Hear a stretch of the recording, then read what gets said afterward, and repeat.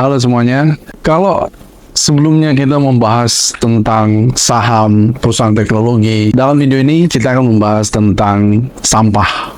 Sampah yang bisa menjadikan seorang pahlawan. Dalam video ini kita akan fokus tentang SDGs 12 dan peran branding di dalam sosial media, di dalam implementasi SDGs 12 melalui studi kasus Ocean Cleanup. Mari kita bahas mulai dari SDGs 12, kemudian kita bahas tentang Ocean Cleanup, dan bagaimana peran sosial media di dalam inovasi sosial dan implementasi SDGs nomor 12. Ketika kita berbicara inovasi sosial, kita pasti berbicara mengenai sesuatu yang baru untuk menyelesaikan masalah-masalah yang kita hadapi. Ocean Cleanup adalah sebuah inovasi sosial karena Ocean Cleanup menggunakan teknologi terkini dengan menggunakan satelit dan radar yang paling canggih dan menggunakan kapal yang begitu luar biasa besar untuk menangkap dan mengumpulkan ratusan ton sampah yang ada di laut. Ini adalah sebuah inovasi sosial yang sangat sukses.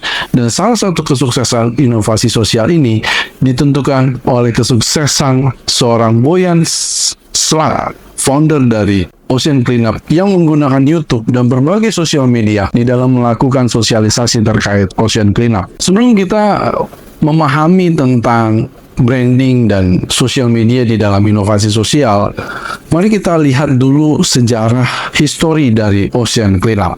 Ocean Cleanup didirikan pada tahun 2013 oleh Boyan Slat, seorang inovator muda dari Belanda yang saat itu masih berusia 18 tahun. Boyan terinspirasi dari banyaknya sampah yang dia temukan ketika dia melakukan diving, sehingga dia bersemangat untuk menemukan teknologi untuk mengumpulkan sampah yang dia temukan di dalam laut. Sehingga Boyan memiliki visi untuk membersihkan 90% sampah yang ada di laut pada tahun 2041.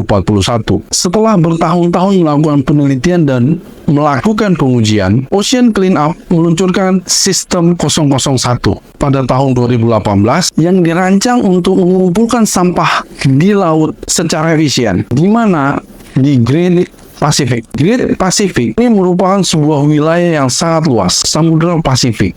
Tetapi teman-teman harus ketahui bahwa ternyata tidak semua kawasan samudra ini memiliki masalah dengan sampah. Ada yang disebut dengan Great Pacific Garbage Patch, di mana ada wilayah-wilayah yang menjadi wilayah terkumpulnya sampah yang dihasilkan dari manusia yang memiliki perbatasan laut dengan kawasan Pasifik. Sebenarnya kalau kita lihat teknologi yang digunakan oleh Ocean Cleanup, ini bukan teknologi yang luar biasa baru, hanya menggunakan kapal dan jaring serta teknologi radar yang begitu canggih. Tetapi satu yang menarik adalah Boyan Slat begitu terkenal setelah Boyan meluncurkan video TED tentang Ocean Cleanup.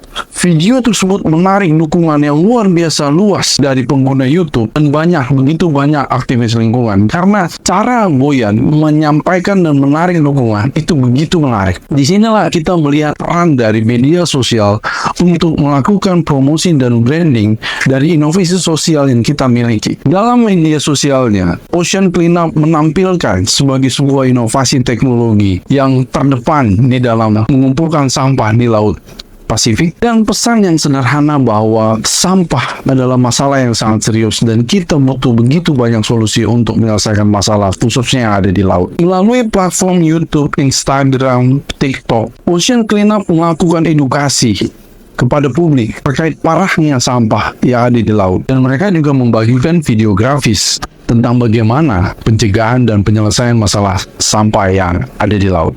Jadi kalau kita lihat, Ocean Cleanup memiliki strike yang luar biasa besar di dalam trust building dan branding yang dilakukan melalui sosial medianya seperti YouTube, Instagram, dan TikTok. Cuma masalahnya adalah bagaimana Ocean Cleanup ini bisa survive dan independen terkait model bisnisnya. Karena apa yang dilakukan oleh Ocean Cleanup sangat bergantung pada sumbangan sukarela yang diberikan oleh para donatur. Dan tentu saja ketika ada tantangan terkait pendanaan, maka kita berbicara mengenai skalabilitas. Skalabilitas dari Ocean Cleanup menjadi dipertanyakan karena sulitnya mencari pendanaan di saat ini.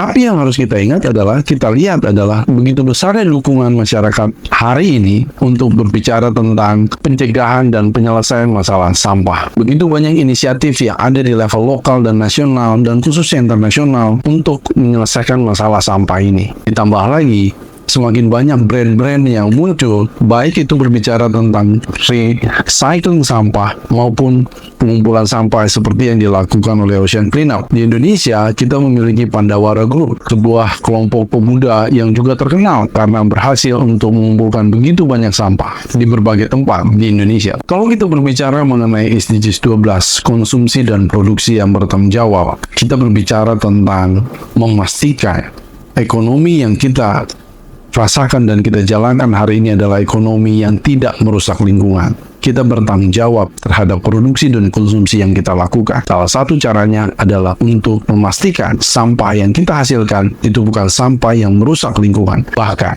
sampah yang kita hasilkan adalah sampah yang dapat didaur ulang dan bernilai lebih tinggi bagi masyarakat dan lingkungan. Ocean Cleanup sebagai salah satu inovasi sosial menjadi sebuah keunggulan tersendiri karena kita berbicara tentang masalah yang ditimbulkan di laut dan menyelesaikan masalah tersebut melalui teknologi penangkapan sampah yang ada di laut.